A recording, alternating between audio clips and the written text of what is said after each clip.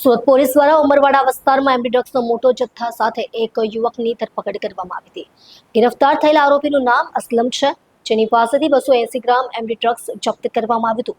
વધુ પૂછતાછ માટે આજે આરોપીનું સ્થળ પર રિકન્સ્ટ્રક્શન કર્યું હતું। ઉમરવાડા વિસ્તારમાં 2 દિવસ પહેલા 280 ગ્રામ MD drugs zone 2 LCB police ટીમે ઝડપી પાડ્યો હતો।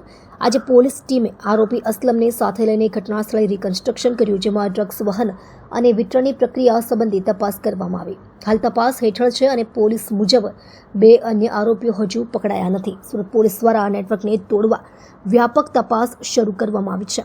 ડ્રગ્સના શોધ અને ગેરકાયદેસર વેપારમાં સામેલ અન્ય લોકોની ધરપકડ કરવાના પ્રયત્નો ચાલી રહ્યા છે। આ મામલે ગુજરાત પોલીસના એન્ટી नारकोटिक्स विभाग की मदद से વધુ કાર્યવાહી કરવામાં આવશે। जी सर, ड्रग्स का आरोपी को यहाँ पे लाया गया है, क्या अपने सूरत सिटी सलाबतपुरा पुलिस स्टेशन विस्तार में एक उमरवाड़ा टेना में वहाँ I4 बिल्डिंग में एक मोहम्मद असलम घर का आरोपी था।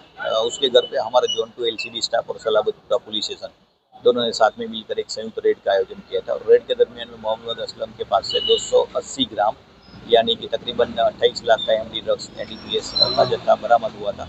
तो उसके खिलाफ एफआईआर रजिस्टर करके आगे की कार्यवाही की थी। आरोपी को कोर्ट में सबमिट करके दिन आगे का कोर्ट रिमांड प्रोसीजर किया था। रिमांड के दरमियान वो आरोपी को जहाँ भी जगह से एमडी ड्रग्स का जत्था और 100 आरोपी है जो देखे गया था, वो जगह पे लाके रिकंस्ट्रक्शन पंचनामा कर रहे हैं और उसके केस में आगे की कार्यवाही चल रही है। सर, और कोई आरोपी है इसमें और कहाँ से लेके आया था वो, ऐसा कुछ पता चला?